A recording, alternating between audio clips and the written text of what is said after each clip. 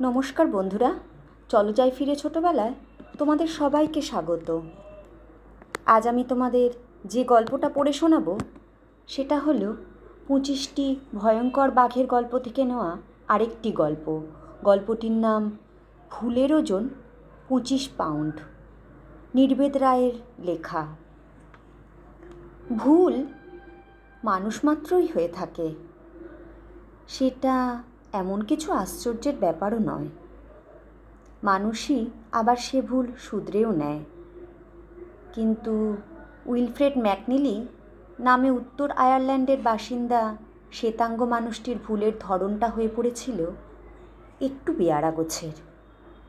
সাধারণত এই ধরনের ভুলটুল হলে খুব কম মানুষই সে ভুল শুধরে নিয়ে পৃথিবীর ওপর হেঁটে চলে বেড়াবার সুযোগ পায়।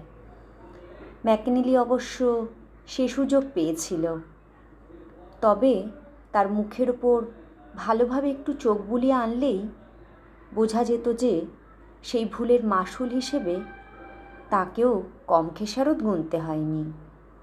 তার কপালের প্রায় পুরোটা জুড়ে দুটো চোখের ওপর পর্যন্ত নেমে আসা গভীর দাগগুলো যে আসলে বীভৎস কতগুলো ক্ষতচিহ্নের স্মৃতি, সে সম্পর্কে সন্দেহের অবকাশ থাকে না। ভারতবর্ষ আজকের স্বাধীন ভারত নয়, তখন ব্রিটিশ অধিকৃত উপনিবেশ। সেই সময় বিলেতে কাটার ডাউনেস লিমিটেড নামে একটি কাপড়ের কল থেকে ম্যাকনিলিকে ভারতে পাঠানো হয়েছিল তুলোর চাষের তদারকি করতে।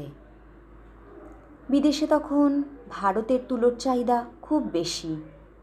ভারত থেকে তুলো নিয়ে গিয়ে সেই তুলোয় কাপড় তৈরি করে আবার ভারতবর্ষেই সেই কাপড় বেচে তখন রাতারাতি ফুলে ফেঁপে ওঠে ম্যানচেস্টারের মিলগুলো। কাটার ডাউনেস তারই একটা। মাদ্রাজে নেমে ম্যাকনিলি প্রথম দেখা করল এসটি মজুমদার নামে এক ভদ্রলোকের সঙ্গে। মজুমদার তাকে নিয়ে গেল উত্তর পূর্ব ভারতের পাহাড়ের ঢালে তুলোর চাষ দেখাতে। সপ্তাহখানেক ধরে চাষবাসের তদারকি করল দুজনে। অবসর সময়ে মজুমদার ঘুরে বেড়াতো কাঞ্চনজঙ্ঘা আর হিমালয়ের কোল ঘেঁষে ছড়ানো বিস্তীর্ণ প্রান্তর আর বিচিত্র বর্ণময় ফুল ও লতাপাতার ঝোপে ঝাড়ে। তার নেশা ছিল উদ্ভিদতত্ত্ব। কাজের ফাঁকে সারাদিন ঘুরে ঘুরে সে তাই ছবি তুলতে যত দুর্লভ লতাপাতা আর ফুলের। অন্যদিকে সেই সময় ম্যাকনিলি বসে থাকত একান্তই বেকার হয়ে। অথচ এই পরিবেশে তার বেকার বসে থাকার কথাই নয়। বহুদিন ধরেই উইলফ্রেড ম্যাকনিলির প্রিয় নেশা শিকার।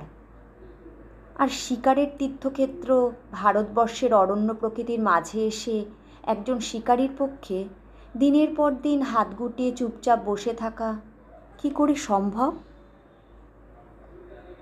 যে বিরাট ভূখণ্ডের বিস্তীর্ণ প্রান্তরের বুকে শিঙের সঙিন উঁচিয়ে ঘুরে বেড়ায় বুনো মোষের পাল অথবা খড়গধারী গণ্ডার, তৃণভূমির ওপর সন্ত্রস্ত ও সদা সতর্ক হয়ে বিচরণ করে চিতল অথবা সম্বর হরিণ, আর তাদের পিছনে হলুদ ঝোপের ছায়ায় ছায়ায় গা মিলিয়ে শিকারের সন্ধানে হানা দিয়ে ফেরে বাঘ অথবা লেপার্ডের দল।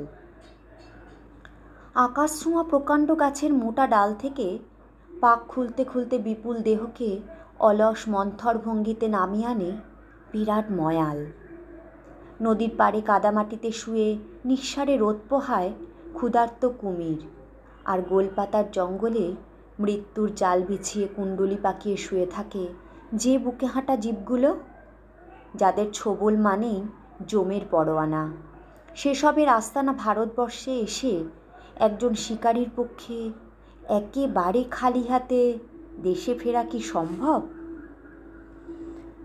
প্রায় রোজ রাত্রেই তাঁবুতে ফিরে ম্যাকনিলি তার বন্দুকগুলো পরিষ্কার করে তেল টেল দিত।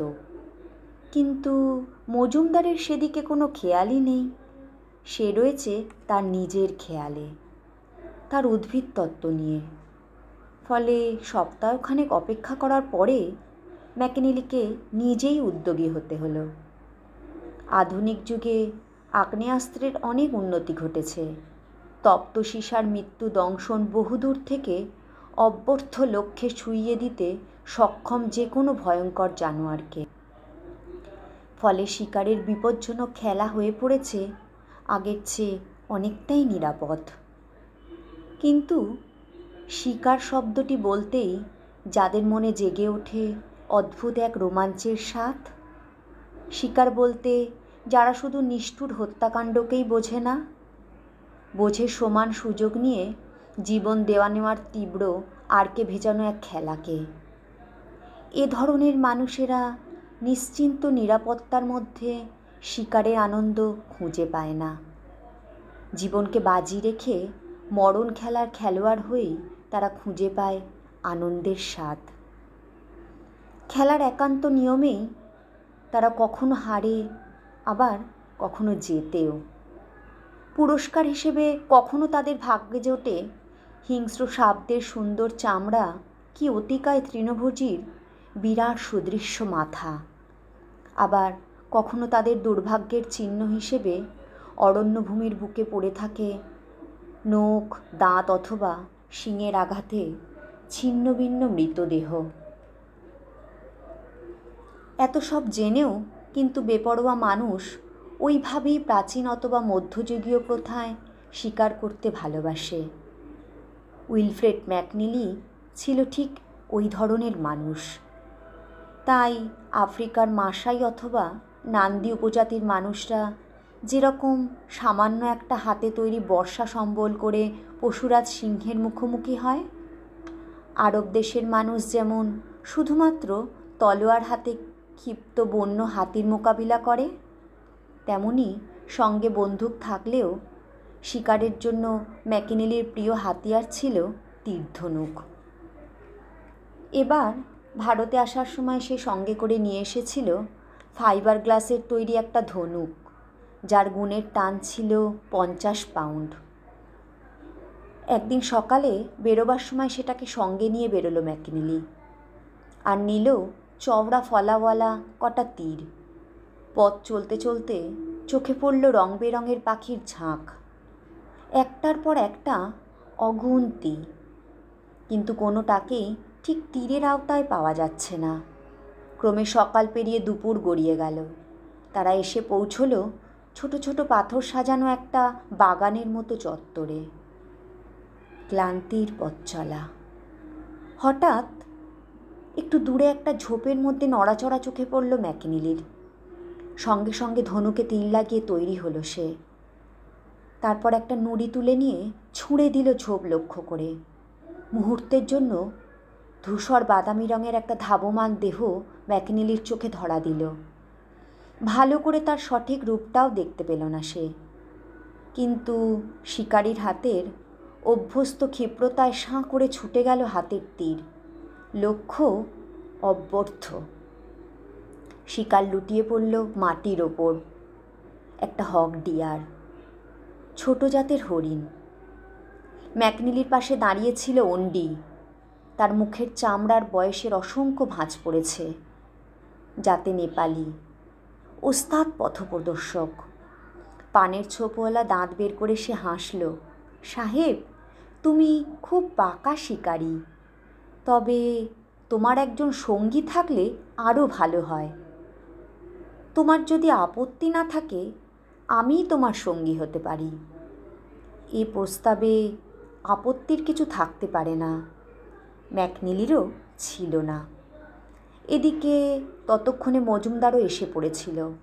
শিকার দেখে সেও বন্ধুকে অভিনন্দন জানালো, আর সেই সঙ্গে বোধহয় এতদিন পরে একটা সোজা কথা তার বোধগম্য হলো যে তার নিজের মতো ম্যাকনিলিরও একটা শখ আছে, এবং তাকেও সেই শখ মেটাবার সুযোগ দেওয়া উচিত।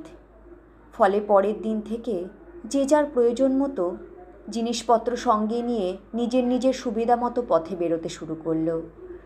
মজুমদারের সঙ্গে থাকতো একজন কি দুজন পথপ্রদর্শক আর ক্যামেরা।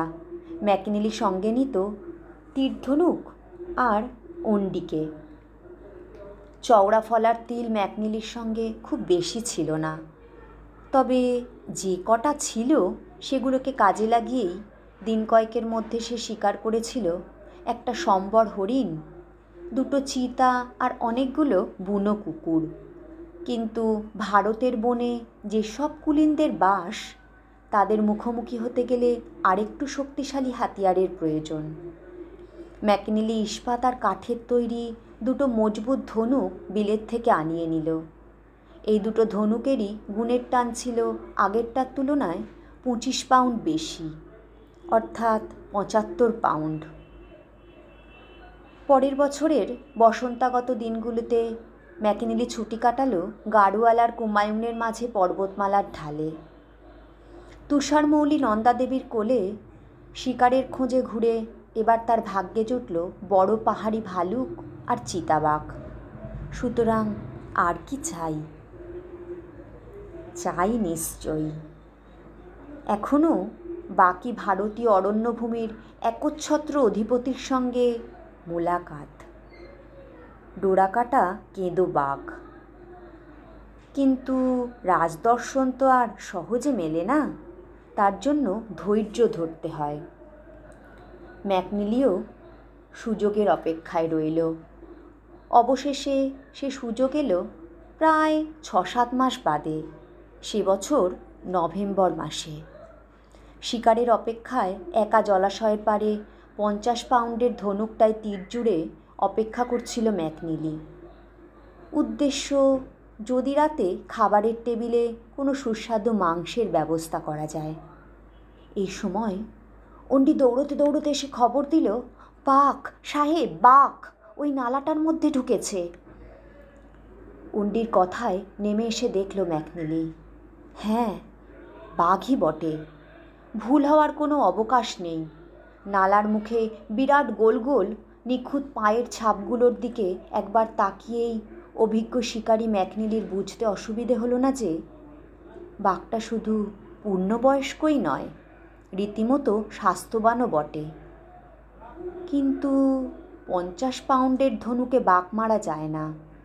তাঁবুতে ফিরে গিয়ে উপযুক্ত হাতিয়ার নিয়ে আসতে হবে। কিন্তু ততক্ষণ বাঘটা কি আর এখানে থাকবে? অন্ডি সে কথা জিজ্ঞাসা করতে তার মুখেও আরও গোটা কয়েক ভাঁজ পড়ল। একটু চিন্তা করে সে বলল, আমার মনে হয় বাঘটা এখন ঘুমোবে, তাই খেয়ে দেয়েই নালার মধ্যে ঢুকেছে। অন্ডির কথায় ভরসা করা যায়। দেরি না করে ম্যাকনিলি সঙ্গে সঙ্গে ছুটল তাঁবুর দিকে। হিমালয়ের ঢালে নানা রঙের বাহারি ফুলের মাঝে টান টান করে বাঁধা সাদা তাঁবু। সামনের ফাঁকা জমির ওপর দাঁড়িয়ে মজুমদার একটা হেলিকপ্টারকে হাত নেড়ে বিদায় দিচ্ছিল। এই হেলিকপ্টারটা ডাকের চিঠিপত্র দেয়া নেওয়া করে।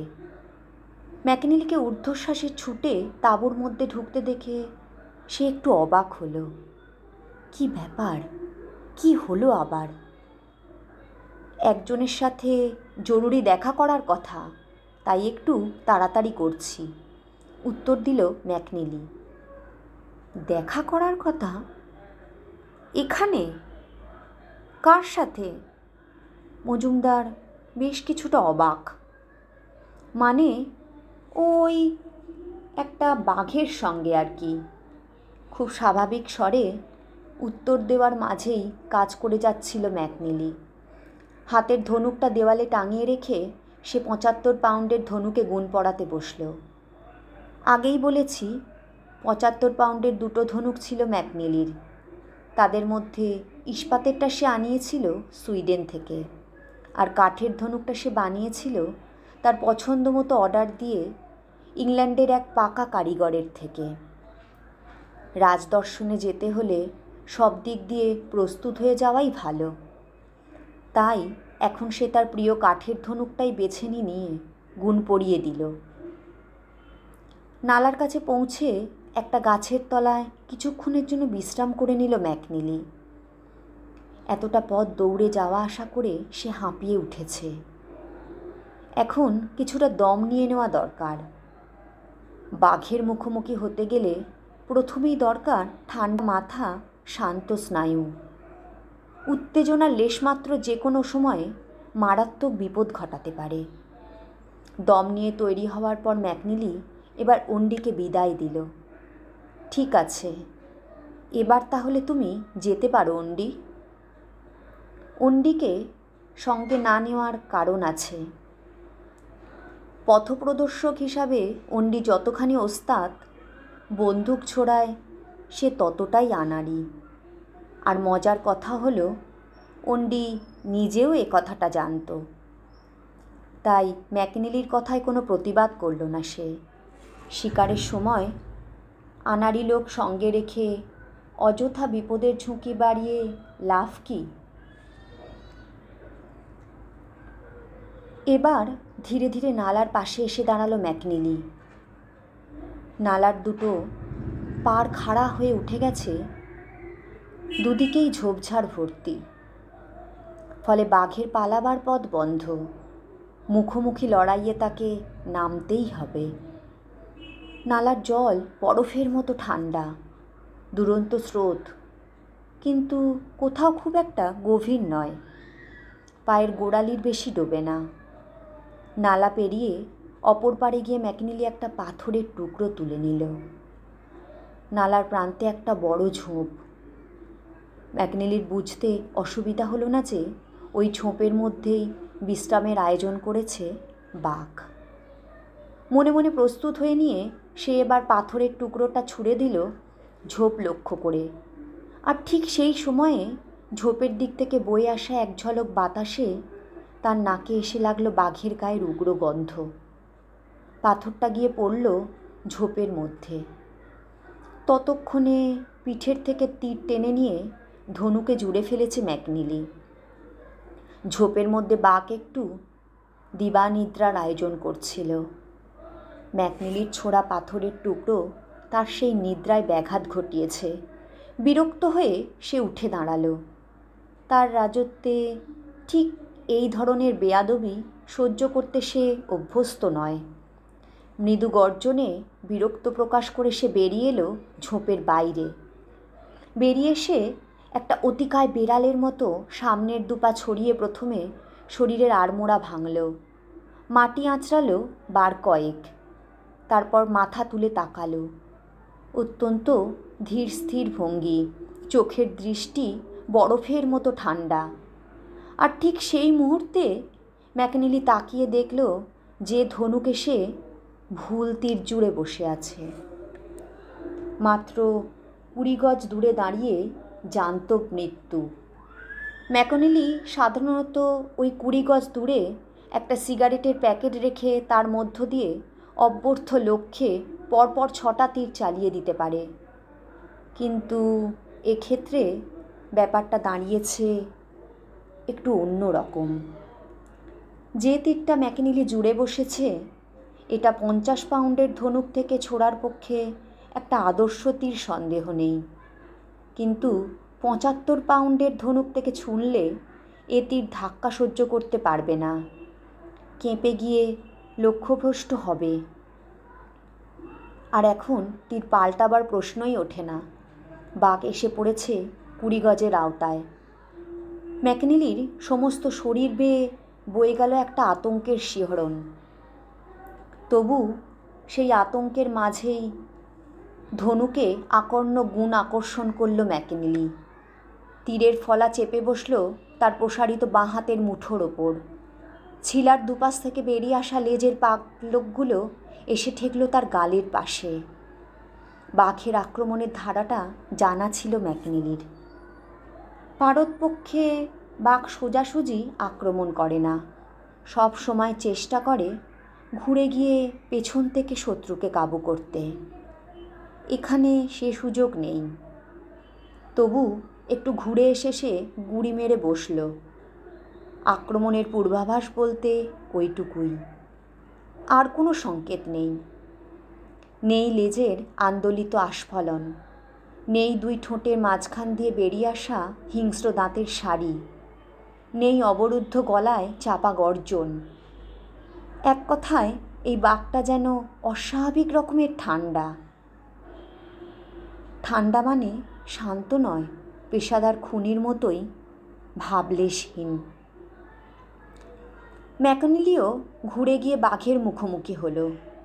মুহূর্ত মাত্র, পরক্ষণেই হলুদ কালো ডোরাকাটা একটা বিদ্যুৎ উড়ে এলো ম্যাকনিলির দিকে। ওই উড়ন্ত বিদ্যুৎ ঝলকের মাঝে লক্ষ্য স্থির রাখা সোজা কথা নয়। তবু ম্যাকনিলির চোখে পলকের জন্য ধরা দিল হলুদ কালোর মাঝখানে এক ফালি সাদা অংশ, বাঘের বুক আর পেট। সেই অংশটুকু লক্ষ্য করেই তীর ছেড়ে দিল ম্যাকনিলি, আর সেই সঙ্গে ডান দিকে ঝাঁপ দিয়ে পড়ল বাঘের উদ্যত আক্রমণ থেকে নিজেকে বাঁচানোর জন্য। তবু শেষ রক্ষা হলো না। চকিতের জন্য ম্যাকনিলি অনুভব করল যেন একটা কঠিন রবারের প্যাডের ওপর বসানো কয়েকটা ধারালো ছুরির ফলা তার কপালে ছুঁয়ে গেল। বাঘের থাবার স্পর্শ। ছিটকে পড়ল সে মাটির ওপর। মাটিতে শুয়ে প্রতি মুহূর্তে ম্যাকনিলির অপেক্ষা করছিল মৃত্যুর জন্য। এখনই যে কোনো সময় বাঘের নখ আর দাঁতের আঘাতে ছিন্নভিন্ন হয়ে যাবে তার দেহ। কিন্তু কই, আঘাত তো এলো না। ধীরে ধীরে মাটি ছেড়ে উঠে দাঁড়ালো ম্যাকনিলি। সারা দেহ তার অক্ষত ঠিকই, কিন্তু চোখের সামনে যেন ঝুলছে একটা পর্দা। পরিষ্কারভাবে কিছু দেখতে পাচ্ছে না সে। ম্যাকনিলির বুঝতে অসুবিধে হলো না ওই পর্দার উৎস কোথায়। বাঘের থাবা তার কপালের ওপর ক্ষতচিহ্নের সৃষ্টি করেছে। পরীক্ষা করার জন্য হাত দিয়ে ক্ষতস্থান স্পর্শ করতেই অসহ্য যন্ত্রণায় একটা তীক্ষ্ণ আর্তনাদ বেরিয়ে এলো তার কণ্ঠ ভেদ করে। এক ঝটকায় মাথাটা পেছন দিকে সরিয়ে নিল সে, আর চোখের সামনে কালো পর্দাটাও সরে গেল তক্ষুনি। অবশ্য 2-1 সেকেন্ডের জন্য। তারপরই আবার নেমে এলো পর্দা। কিন্তু ম্যাকনিলি এবার বুঝতে পারল ক্ষতটা কী ধরনের। আসলে বাঘের থাবায় ওই অল্প একটু আঁচড়েই তার কপালে বেশ খানিকটা চামড়া ছিঁড়ে গিয়ে ঝুলে পড়েছে দুটো চোখের ওপর। দাঁতে দাঁত চেপে যন্ত্রণা সহ্য করে ম্যাকনিলি সেই ঝুলে পড়া চামড়াটাকে হাত দিয়ে চেপে ধরল যথাস্থানে। এবার পরিষ্কার দেখতে পেল সে একটু দূরেই পড়ে আছে বাঘ, নিস্পন্দ, মৃত। কাত হয়ে পড়ে থাকা তার শরীরের মধ্যে আমূল বিঁধে রয়েছে তীরটা। শুধুমাত্র পালকগুলো ছাড়া তীরের আর কোনো অংশই দেখা যাচ্ছে না। ধীরে ধীরে নালাটা পার হলো ম্যাকনিলি, কিন্তু বরফের মতো ঠান্ডা জল এবার তার মধ্যে কোনো অনুভূতিই জাগালো না। তার সমস্ত শরীর মন জুড়ে তখন শুধু এক তীব্র যন্ত্রণার স্বাদ। কিছু দূর গিয়েই অন্ডির দেখা মিলল। বাঘটা মরে পড়ে আছে। তুমি আমার ধনুক আর তীরগুলো একটু গুছিয়ে নিয়ে এসো। এর বেশি আর কোনো কথা বলার মতো অবস্থা ছিল না ম্যাকনিলির। তাঁবুতে যখন ম্যাকনিলি ফিরল তখন হিমালয়ের কোল ঘেঁষে সন্ধ্যা নেমে আসছে। তাঁবুতে ফিরে দেখা গেল মজুমদারের সঙ্গে। শেষ পর্যন্ত তীর দিয়েই বাঘটাকে মারলাম, বুঝলে মজুমদার, বলল ম্যাকনিলি। তবে ওটা ভুল তীর ছিল। ওই একটি মাত্র কথা, তারপরই তার চেতনাকে লুপ্ত করে নামল মূর্ছার অন্ধকার।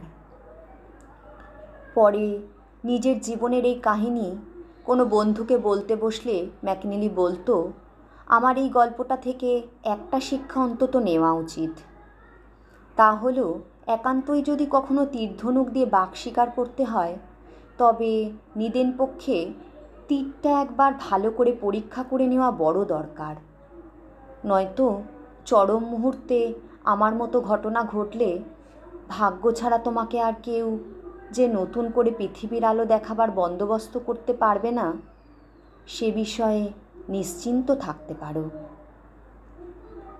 কেমন লাগলো বন্ধুরা? গল্পটা যদি তোমাদের ভালো লাগে তাহলে অবশ্যই লাইক, শেয়ার অ্যান্ড কমেন্ট করো কিন্তু। আর আমার চ্যানেলে যারা নতুন বন্ধু তারা আমার চ্যানেলটা সাবস্ক্রাইব করে নিও, আর পাশে থাকা বেল আইকনটা বাজাতে ভুলো না যেন। আজ তবে আসি, আবার আসবো আগামী পর্বে অন্য কোনো গল্প নিয়ে।